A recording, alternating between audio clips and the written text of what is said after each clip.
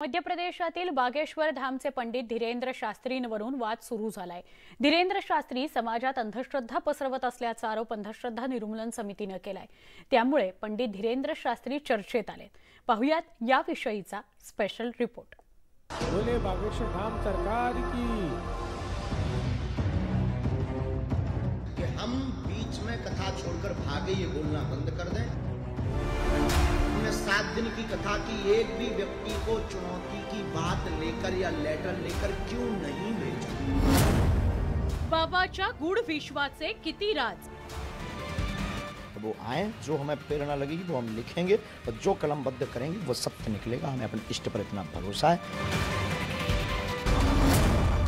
चमत्कार की अंधश्रद्धेचा बाजार।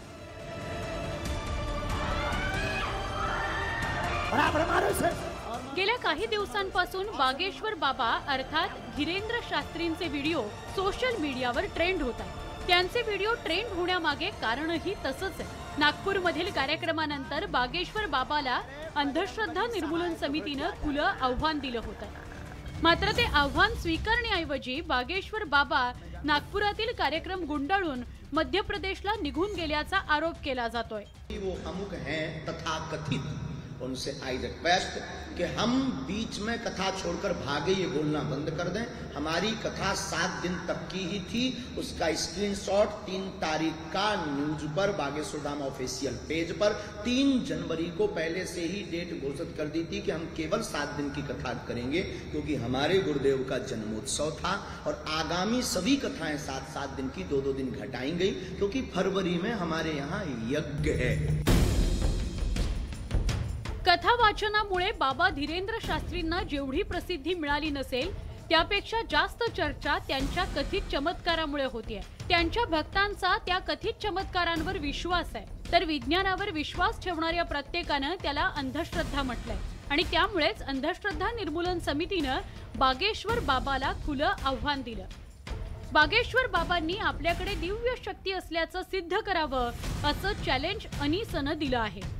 तो हम ये दावे के साथ नहीं, हम ईश्वर पर भरोसे के साथ कहते हैं। हमें अपने इष्ट पर भरोसा है, शक्तियां होती हैं, उसका प्रत्यक्ष प्रमाण बागेश्वर बालाजी का दिव्य दरबार। हमने 7 दिन की कथा की एक भी व्यक्ति को चुनौती की बात लेकर या लेटर लेकर क्यों नहीं भेजा।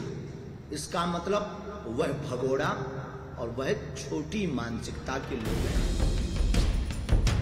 नागपूरमध्ये 7 दिवसांच्या वास्तव्यात एकही व्यक्ती आव्हान देण्यासाठी का आली नाही असा सवाल बागेश्वर बाबांनी उपस्थित केलाय।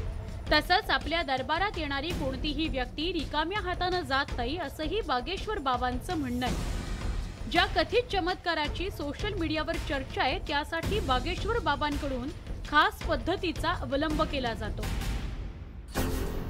बागेश्वर बाबा आपल्या दरबारातील एखाद्या व्यक्तीला अचानकपणे बोलवतात। ती व्यक्ती त्यांच्यापर्यंत पोहोचण्यापूर्वीच बाबा त्याचं नाव आणि पत्ता एका कागदावर लिहितात। इतकंच नव्हे तर पंडित धीरेंद्र कृष्ण शास्त्री त्या व्यक्तीच्या समस्येचा पाढाच वाचतात। तसंच आपल्या कथित चमत्काराच्या मदतीने त्याची समस्या दूर करण्याचा दावाही करतात। बागेश्वर बाबांच्या त्या कथित दिव्य शक्तीवरून वादाची ठिणगी पडली। बाबा कशा प्रकारे हे करतात असा सवाल उपस्थित करण्यात आला। या कथित चमत्काराविषयी अनीसने अनेक प्रश्न उपस्थित केले। श्रद्धेच्या नावाखाली बागेश्वर बाबांनी अंधश्रद्धेचा बाजार मांडलाय असा अनीसचा आरोप आहे। दिव्य शक्ती सिद्ध करण्याचं आव्हान अनीसने दिलंय, तर बागेश्वर बाबाने अनीसच्या कार्यकर्त्यांना रायपूरमध्ये बोलावलंय। त्यामुळे हा वाद चांगला चिघळलाय। Bureau report, news 18 Lokmat. अनीसचे श्याम मानव यांच्या आणि बागेश्वर धामचे पंडित धीरेंद्र शास्त्रींमध्ये वाद सुरू असलेल्या विषयावर भाजप आमदार राम कदम यांनी मोठं विधान केलंय। आम्ही अंधश्रद्धेचं समर्थन करत नाही, मात्र 4 वेद, 18 पुराण, उपनिषद, महाकाव्य आणि हिंदू धर्माचं विधिविधान हे स्वतःच एक सखोल शास्त्र आहे। तुमच्या साधनेचं सामर्थ्य आणि अष्टांग योगातून तुम्हाला मिळणारा परमदिव्य दृष्टीचा अनुभव या गोष्टी तुम्ही काँग्रेसचे असल्याने तुमच्या गळ्याखाली उतरणार नाहीत अशी प्रतिक्रिया दिली आहे भाजपचे आमदार राम कदम यांनी। श्याम मानव जी, हमने ना कभी अंधश्रद्धा का समर्थन किया है और ना ही करेंगे। अपितु हिंदू सनातन धर्म का विधि विधान, इसके चारों वेद, 6 दर्शन शास्त्र, 18 पुराण, उपनिषद, 2 महाकाव्य, ये अपने आप में गहरा विज्ञान है। इस बात को आप कब समझोगे? अष्टांग योग क्या होता है, साधना का बल क्या होता है, इसके विधि विधान के तहत जब साधक अपनी साधना को साध लेता है तो उसे दिव्य दृष्टि किस प्रकार से प्राप्त होती है, इसका आप गहरा अध्ययन करते हैं। उसके पश्चात हमारे साधु संतों पर बोलते हैं। यह वही श्याम मानव जी है जो हमारे सनातन साधु संतों के बारे में बोलकर सीधे पहुंचे राहुल गांधी की भारत जोडो यात्रा में। अंधश्रद्धा निर्मूलन समितीनं आणि मध्य प्रदेशातील बागेश्वर बाबा यांच्यात वाद पेटलाय। दिव्य शक्ती असल्याचा दावा या बाबाकडून केला जातोय, तर ती सिद्ध करण्याचं आव्हान अनिसनं केलंय। मध्य प्रदेशात या बाबांचं मोठं प्रस्थ आहे। पाहूयात स्पेशल रिपोर्ट। हटा के बता, इतना बड़ा वाला बहादुर है हो तुम। वो आए, जो हमें प्रेरणा लगेगी वो हम लिखेंगे और जो कलमबद्ध करेंगे वो सत्य निकलेगा। हमें अपने इष्ट पर इतना भरोसा है। हमारा ज्यादा बात विवाद में हमें उत्तर इसलिए नहीं देते क्योंकि हाथी चले बाजार, कुत्ता भौंके हजार।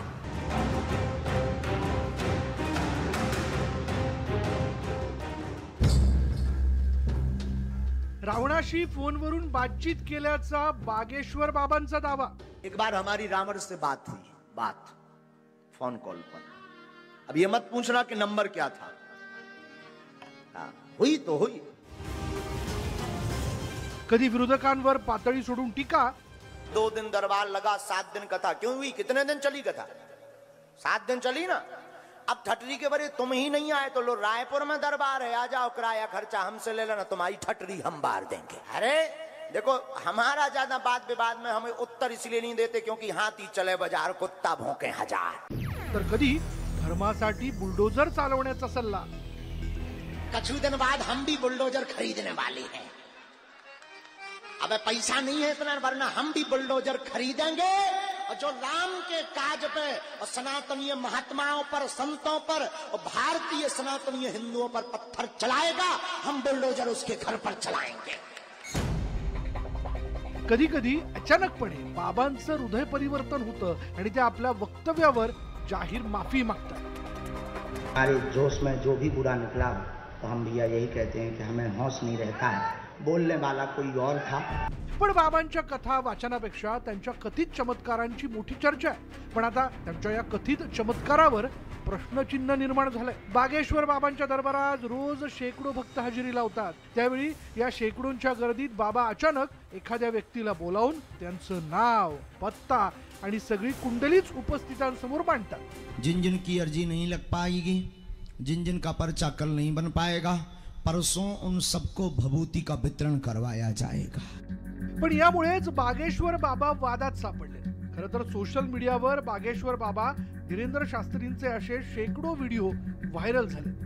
त्यामध्ये त्यांच्या दरबारात येणारे भक्त अचानक घुमू लागतात, जमिनीवर लोटांगण घालतात, विचित्र हावभाव करतात। सीताराम सीताराम सीताराम सीताराम सीताराम सीताराम सीताराम सीताराम सीताराम सीताराम सीताराम सीताराम सीताराम सीताराम आणि त्यानंतर बाबा धीरेंद्र शास्त्री त्या व्यक्तीच्या अंगावर काहीतरी शिंपडतात। ती उपचार पद्धत असल्याचा दावा त्यांच्या भक्तांकडून केला जातोय। पण यावरूनच वादाला सुरुवात झाली आहे। बागेश्वर बाबा आणि त्यांच्या विरोधकांकडून दावे प्रतिदावे केले जातात। बागेश्वर बाबा आपल्या कथित शक्तीच्या दाव्यावर ठाम आहेत, पण विज्ञानाच्या कसोटीवर बागेश्वर बाबानं आपल्या कथित चमत्काराचा कोणताही पुरावा सादर केला नाही, तसंच अनिसनं दिलेलं आव्हान पूर्ण केलं नाही। Bureau report, news 18 Lokmat. Pandit Dhirendra Shastri यांना मानणारा एक मोठा वर्ग आहे। त्यामुळेच बागेश्वर धाम मध्ये आपली समस्या मांडण्याकरता येणाऱ्यांची संख्या दिवसेंदिवस वाढतेच आहे। इथं ज्या पद्धतीने बागेश्वर बाबा उपचार करतात त्यावर सवाल उपस्थित केला गेलाय। पण कोण आहेत हे पंडित धीरेंद्र शास्त्री, पाहूयात।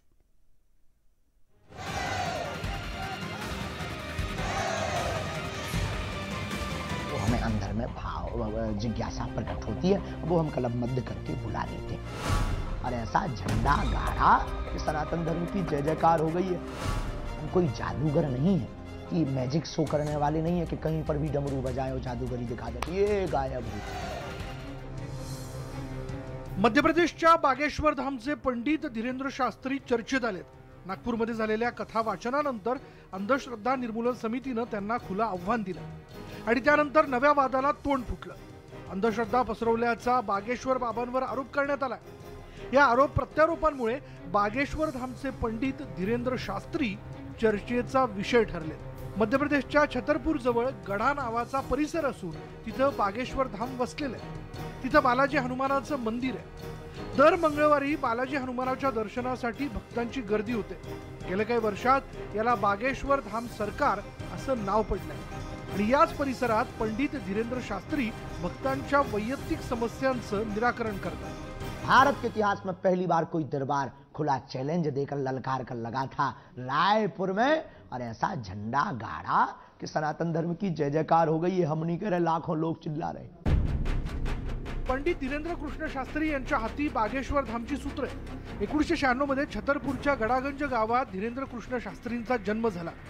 त्यांचे आजोबा पंडित भगवानदास गर्ग या मंदिराचे पुजारी होते। सुरुवातीपासूनच त्यांचं कुटुंब बालाजी बागेश्वर धामची सेवा करत आहे। पंडित धीरेंद्र शास्त्री बालपणापासून बालाजी बागेश्वर धामच्या सेवेत आहेत, पण 2012 पासून बागेश्वर धामच्या सिद्धपीठासमोर भक्तांच्या समस्यांचं निराकरण करण्यास त्यांनी सुरुवात केली। त्यानंतर हळूहळू भक्तांची संख्या वाढत गेली। कोई जादूगर नहीं है कि मैजिक शो करने वाले नहीं है कि कहीं पर भी डमरू बजाए और जादूगरी दिखा दे, ये गायब हो गई, ये आ गई। ऐसा नहीं है। उसके लिए कुछ पाने के लिए कुछ खोना पड़ता है। प्यासा कुआं के पास जाता है, कुआं प्यासे के पास नहीं आता। बागेश्वर धाम दरबाराच्या प्रेरणेतून आपण लोकांच्या समस्यांचं निराकरण करत असल्याचं बागेश्वर बाबांचं म्हणणं आहे। दरबार की जब गद्दी लगती है उसमें हम प्रार्थना स्तुति करते हैं और लाखों लोग बैठे रहते हैं। उन्हीं में से जब प्रार्थना करते हैं, प्रेरणा करते हैं, तो वो हमें अंदर में भाव जिज्ञासा प्रकट होती है, वो हम कलमबद्ध करके बुला लेते हैं। उसकी एक परंपरा है। पंडित धीरेंद्र शास्त्रींकडून किती दावे केले जात असले तरी विज्ञानाच्या कसोटीवर पुरावे मिळत नाहीत तोवर त्याला काही अर्थ नाही आणि त्यामुळेच पंडित धीरेंद्र शास्त्रींविषयी अनेक प्रश्न उपस्थित केले जात आहेत। Bureau report, news 18 Lokmat.